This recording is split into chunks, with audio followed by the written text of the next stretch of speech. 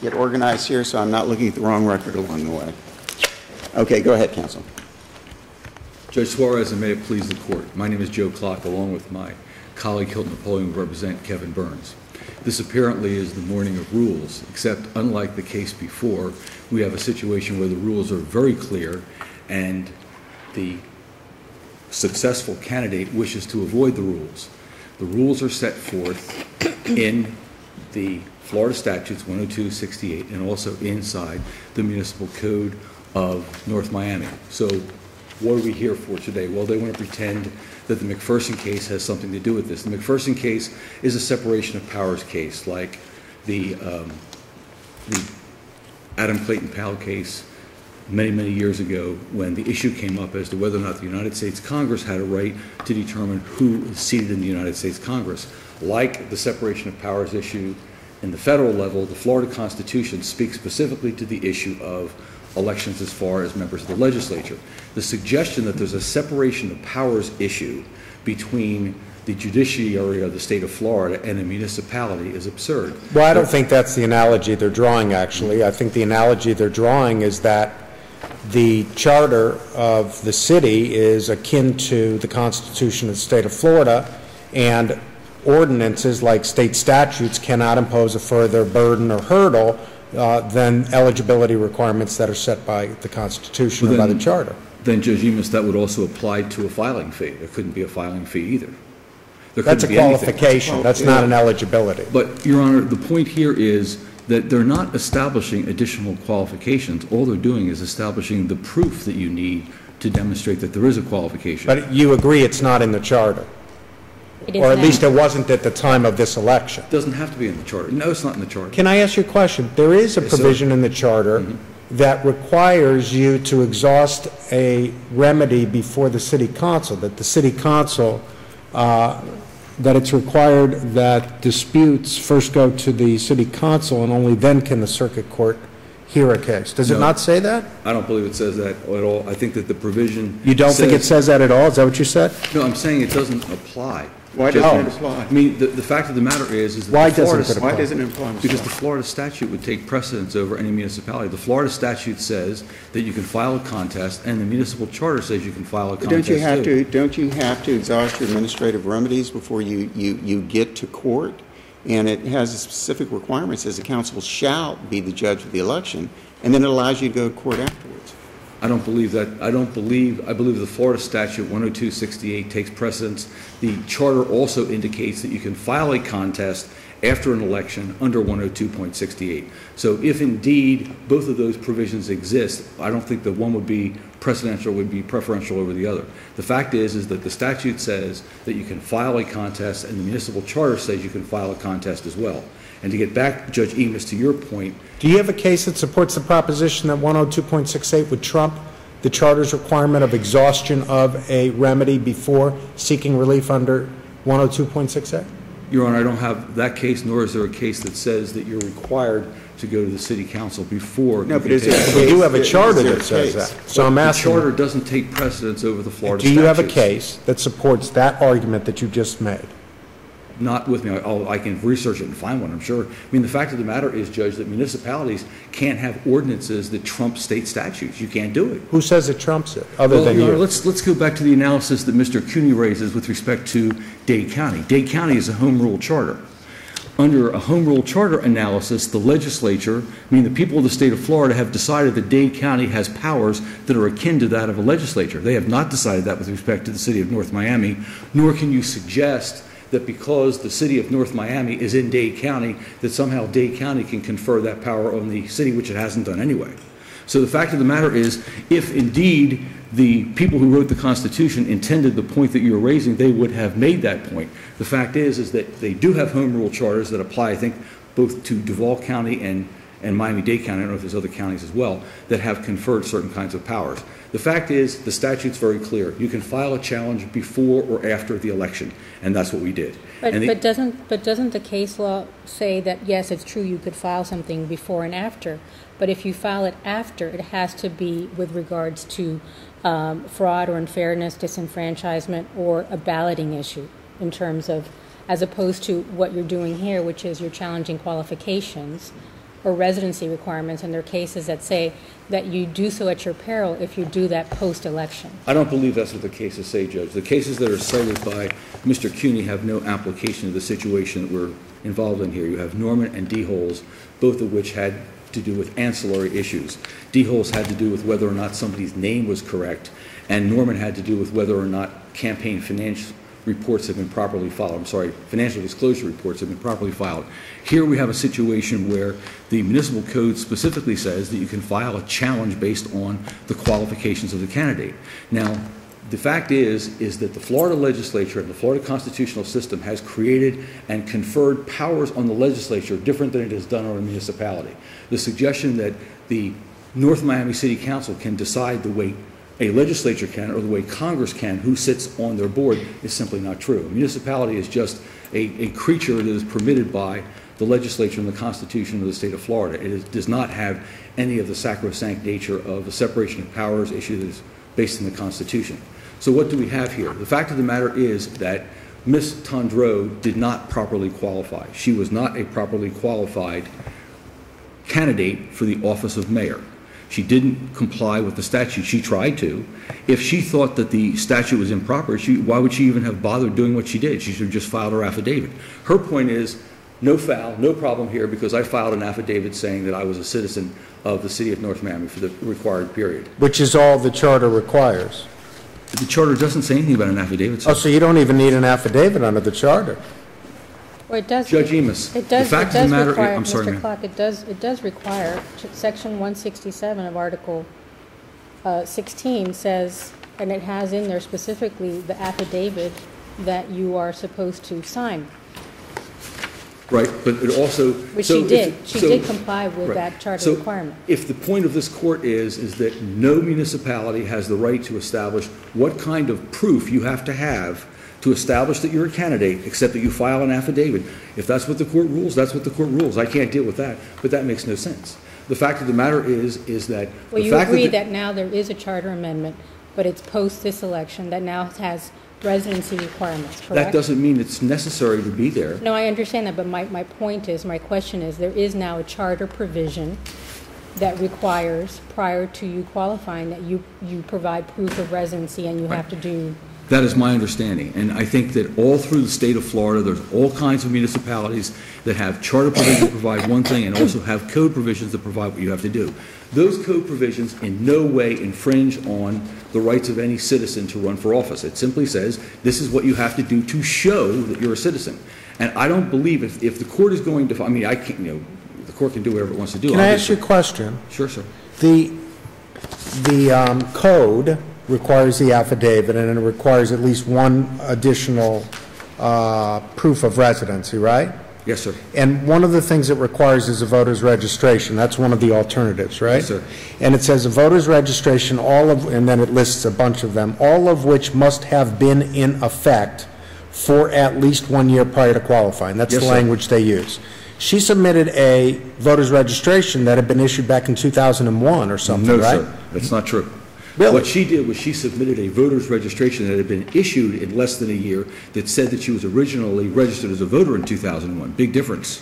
Well, what does must have been in effect for at least 1 year prior to qualifying mean on a voter's ID The card? voter's ID would have to show a residence address and would have to show that you were at that address at least 1 year ahead of time. But that's I- not how Your Honor, I voters registered- that's not how voters ID cards get issued. Voters ID cards can come in the mail without anyone ever changing their address, changing their voting district. They just update them and they send them. Your Honor, my voter's registration card shows that I was registered to vote in 1973. That does not mean that I was registered in Coral Gables in 1973. But it doesn't mean you weren't either.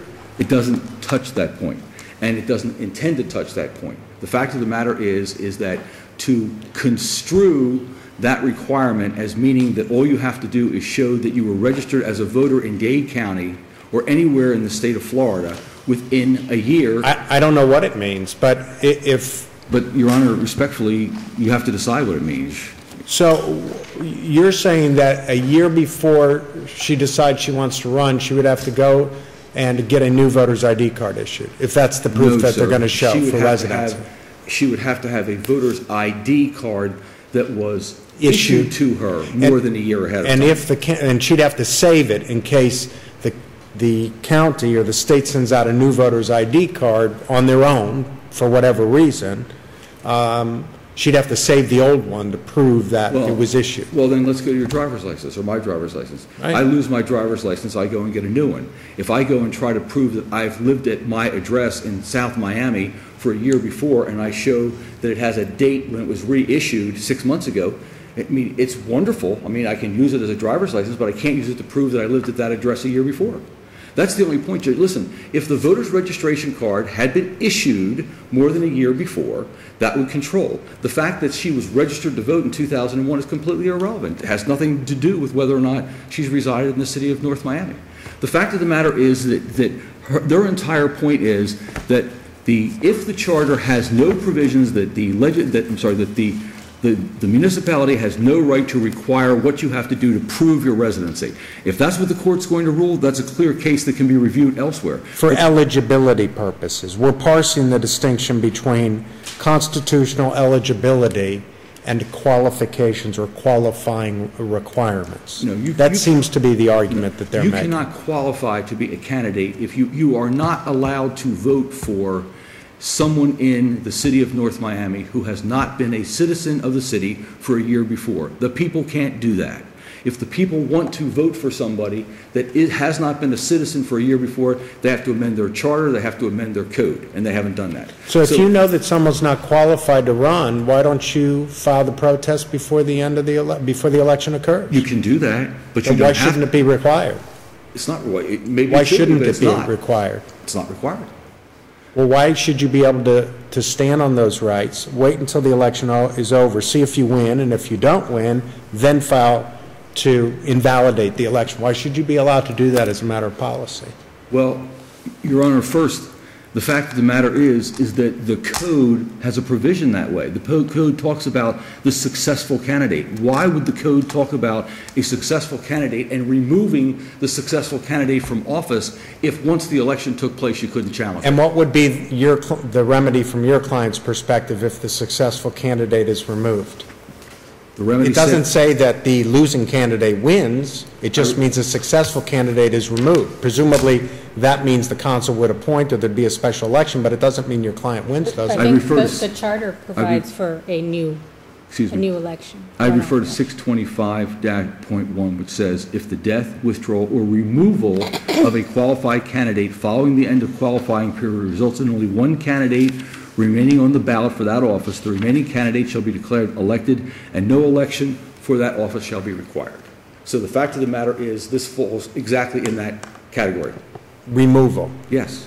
If you decide that she was not a proper candidate, then there's only one candidate in the election. He's elected without the need for an election. And that's the situation we had here? This was a runoff election? Yes, Your Honor. And Mr. Clark, can we deal with the lease agreement? I understand that your position is that the lease contract that she provided, the mayor, is not valid because you believe it's not an actual lease agreement. It says it's not. It says it's not a lease. But it's clearly a contract for a lease.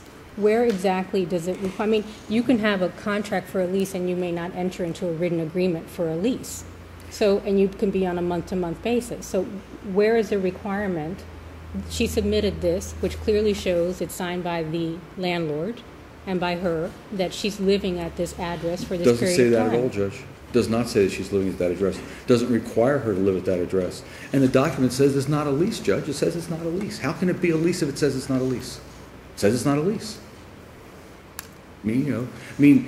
She didn't have to sign it. She could have gone and gotten a different form whenever she got it, and she could have had it signed. She could have signed a lease. She didn't sign a lease. It says it's not a lease. We've taken you over, Mr. Clark, but we'll let you have a few minutes for rebuttal. Thank you, Counsel. Thank you, sir. Good morning. May it please the court. Regine Monasteem on behalf of Tondreau, Etienne, the City of North Miami Canvassing Board, along with Mr. Ben Cuny. Joe Geller represents Intervena Appellee, and will have 2 minutes. I think the I'm sorry, you will what? Joe Geller, who represents intervener. Will have what? Appellee Smith Are you splitting your Joseph. Are you splitting your time is what I was asking you. I didn't Oh, I'm understand if sorry, you were yes, splitting 2 your time. minutes. 2 minutes, Yes. okay. I just You're want to having make 2 sure. minutes, or you? Mr. Geller will have. I have 2 Okay, minutes. all right, okay. So I think the court has honed in on exactly the precise issues here. And the precise issue is that the trial court properly dismissed this action for failure to state a cause of action under the election contest statute, which is eligibility. Well, you agree that Mr. Clark's client could have brought a challenge to her eligibility requirements, her eligibility requirements prior to the June election. So had he properly alleged eligibility, which he did not, so the first step is your complaint has to allege the cause of action, and then if he had filed it prior to the election under Winterfield and those line of cases, then the court would have had jurisdiction to hear the case. Because there were two elections. There was the initial election in May, and then there was the runoff in June. That is correct. Is this a qualifications case or is this an eligibility case? This is absolutely, Your Honor, this is a qualifications case. Is it? This is what they're alleging. They're not, they have failed to allege the eligibility which is required under the statute. What does the charter require for residency purposes? The charter requires what is essentially an affidavit of residency. Where does it require that? Section 167. If you read that section, it says, Sub A, any qualified elector as described in Article 2. We'll get to Article 2 above. What are you that the reading city- from? Where are you reading? I'm reading from Article 15 Okay. of the city charter, Section 167. Article No, 15? 16. 16, you mean. Article 16. I'm sorry, yes. And tell me what it says? So sub A, any qualified elector, as described in Article 2, the city may qualify and run for a single council district seat for mayor or for city clerk by filing such intention in writing with the city election authorities not earlier than 43 days nor later than 35 days before the election, such intention to be substantially in the following form. And this is the critical portion. Sub B, I, the undersigned, an elector of the city of North Miami, whose residence is, fill in the blank, hereby announce my candidacy for office of, fill in the blank, either councilperson or mayor, to be voted for the election to be held on the day of, fill in the blank. There's no affidavit there. That's not an affidavit. Well, that's what I said is what is tantamount to an affidavit. It's not even tantamount. It's It's an application. There's you no- just have to sign it. You have to complete this form and submit it to the clerk. But there's nothing in here that talks about residency requirements. Where does it say that? Well, I think you're making the point, Your Honor. You're exactly making our point, that all you need to do is to say that I am a resident of this particular address, and you announce your candidacy. Or you have to pay the qualifying fee. And you have to pay. So are you suggesting that that's the only eligibility requirement? That is the only eligibility requirement. Although it does say any qualified elector as described in Article 3, Section 10, so it takes you back to Article 3, Section 10, right? Right. And when Sub 3, right. which does talk about continuous residency for a year. Correct. Correct. And it also talks about, as you mentioned prior, that the city council shall be the judge, and the city council, then, if you go before the city council, then, only then do you have judicial review. Well, let me ask you to about that, consider. because you can go before the city council after the election, apparently, but yet the statute gives you a 10-day limitation. So what happens? The statute gives you a 10-day limitation to bring your complaint, if I remember To bring right. your eligibility complaint. And I think 102, this is, 168 requires you to bring it within 10 days after midnight of the day of the last board responsible for certifying the results. So the results were certified. If a protest were taken pursuant to the charter before the city commission, it's not going to be, it's not going to be completed within 10 days. So how do they combine here? Okay, well, I think what's critical here is the eligibility issue. Again, we go back to McPherson, we go back to Norman, where the court in Norman particularly distinguished eligibility from qualifications. And so you have to go back to what's in the charter, and you have to follow explicitly this particular provision. No, but it doesn't matter. What Judge Suarez is asking him, whether it's an eligibility or a qualification contest, how do you reconcile the requirement of an exhaustion of going to the city council first when the statute specifically imposes a limitation, regardless of the nature of the challenge? If you want to call it eligibility, that's fine. How do you reconcile the statute with the code, with the charter provision, which says you must come to us first and then you can file, but 120.68 says you must file within 10 days? How are you going to do that? How would someone who wants to contest an election comply with both of those provisions at the same time? They would go before the council and present their complaint or and they say allegation. You've got to wait 30 days. What do you in 30 days? Now what do you do? You have preserved your right at that point. But that's not what 120 says. 120 says you have 10 days from midnight of the date the last board responsible for certifying the results officially certifies. The results were certified here, am I correct? Correct. So if, in fact, an appeal was taken to the commission pursuant to the charter, you're eating up the 10 days, and if they don't get to it, he can't go, or the person can't go under the statute. Am I correct? But I don't think there's a conflict, and I think Why you not? would still be preserving your rights. And the court, once you go to court, the court would recognize that you have preserved your right, and then it's incumbent upon the council to make that decision. And if not, at least the party still has an opportunity to seek redress. So you're saying thereafter. the person could say, look, court, and I'm asking you for, could say, look, court, I followed the charter, I went to the council, it took them 3 months, and I'm filing 3 months after, I'm filing within 10 days after they gave a final decision on this.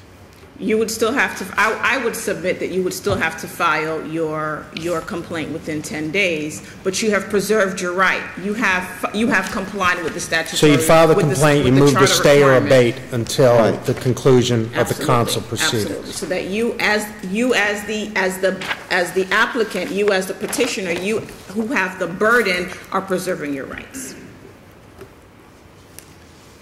Well, actually, you can still file in the courts without filing, if you followed, never mind, keep going. I'm going someplace where we don't need to go. Go ahead. Okay, so going back to the issue of, I think there are several bases upon which this court can decide, right? Would you agree, though, that there is a hole in the residency evidence, that there's a period of several months that the paperwork does not cover, does not show that she was a resident of North Miami during that time? So I think your question to the appellant was well stated in that all it requires is a year before. It doesn't. So the fact that she filed. It says continuously. But the fact that she presented a lease which began for over a year prior to the qualification and remained in that particular residence. We don't know that, though, do we? All we've got is the 2 contracts to lease and a voter's registration. And when you look on the starting and ending dates, there's a gap. Where is there anywhere in the record that there was any testimony that, in fact, she remained there through the year? But that's not required. It says continuously for the year before, doesn't it? And what's the evidence that it says? The evidence is, going back to the charter, the evidence is filing this, what amounts to a statement of residency. So in order to qualify, though, I could just produce a lease that says I'm a resident from January 1 to February 1 of the same year, and that's going to be enough, because I say in my affidavit I qualify? She has her affidavit, which states that she was in the residence for a year prior to qualifications throughout the entire year. And again, we have to go back to, Judge, we have to go back to what the statute requires for the minimum eligibility. In fact, as Judge Lagoa pointed out, the fact that for the first time in the city's history, the voters decided they will require more than the minimum, more than what is in the statute, and will be requiring a Florida voter ID, which was not required prior to that. I understand what you're saying. I understand what you're saying. We've really taken you way over. I want to make one quick point and give me an in conclusion.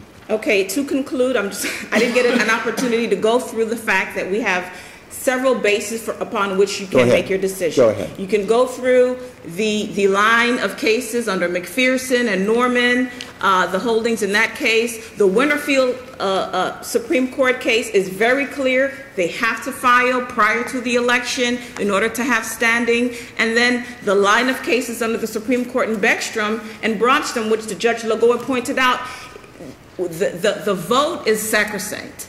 And for any court to intrude upon the political nature of these types of matters, it has to adhere to the actual vote itself. If you say that it has to be filed before the election, then how do we resolve 102.168, which says you have to file within 10 days after the last certification? You resolve it because you go to the Norman line of the Supreme Court case in McPherson and the First District Court case in Norman, which distinguishes eligibility and qualifications. That's the difference. Okay, I understand. And based on that, I rest on my brief. Great. Thank you very much, counsel.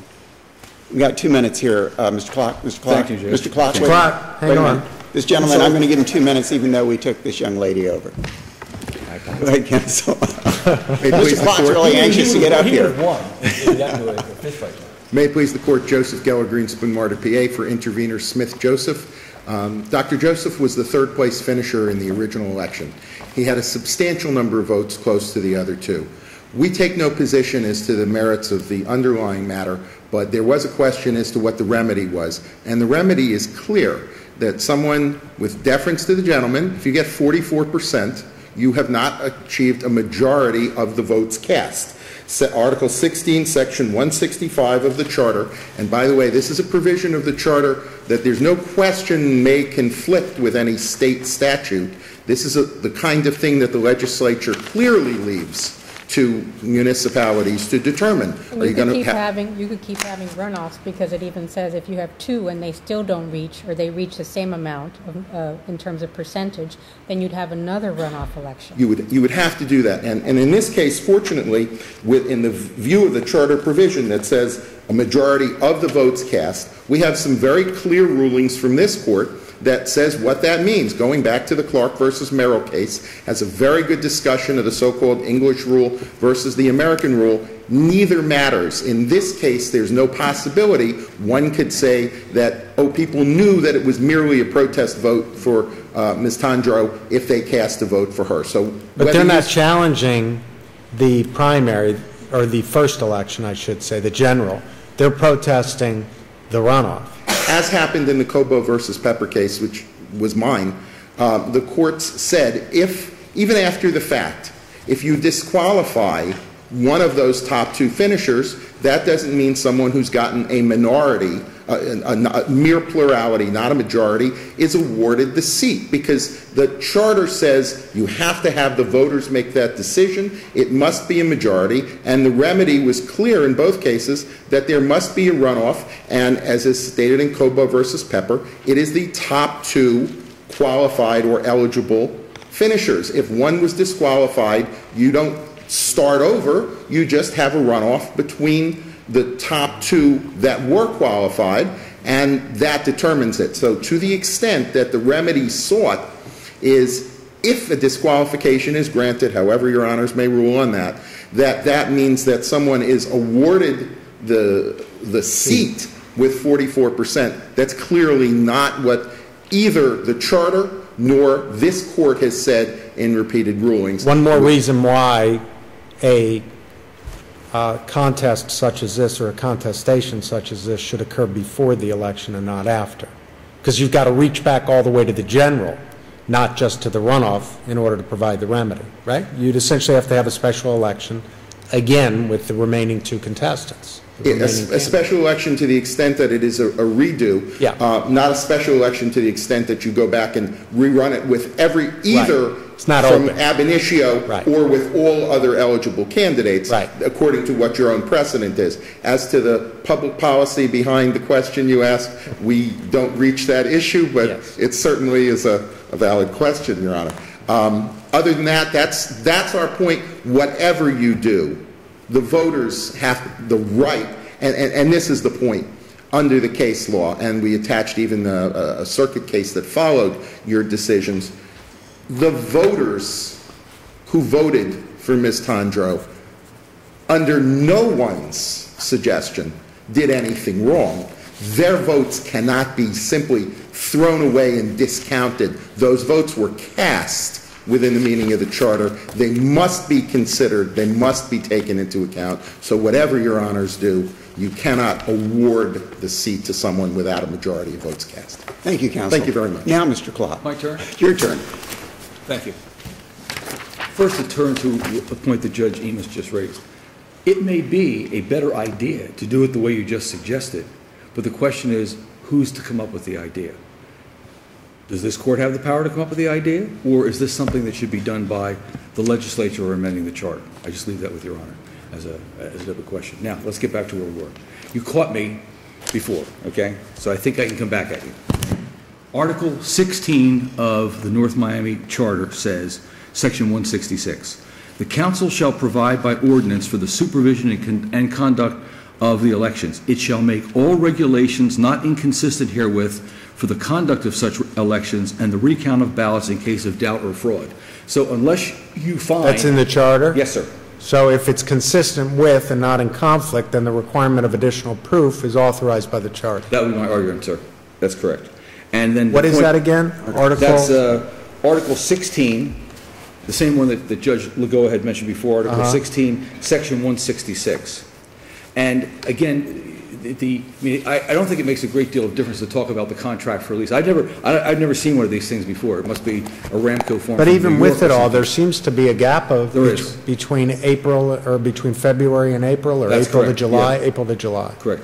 And then the other point that I would raise again, that the way these things work is as follows. I mean, you'd have to find again that Section 6-25.1 is inconsistent with the charter. It says that if you end up with one candidate because the candidate's been removed, dies, or disqualified, then whoever's left wins. They have thought about that, so you don't go on further. Because otherwise, then I guess the court has to write a provision for a further... You're talking about the remedy? You're talking Yes, about sir. remedy. Yeah. It would be a disenfranchisement of the voters if you give it to the winner, the one remaining candidate, Well, after but removal. Well, Your Honor, again, that may be an excellent point of law. Or it okay? may be of constitutional dimension. It may be of constitutional dimension, but is there any question that if you have a race, okay, and somebody dies before the election takes place, and there's two candidates, okay,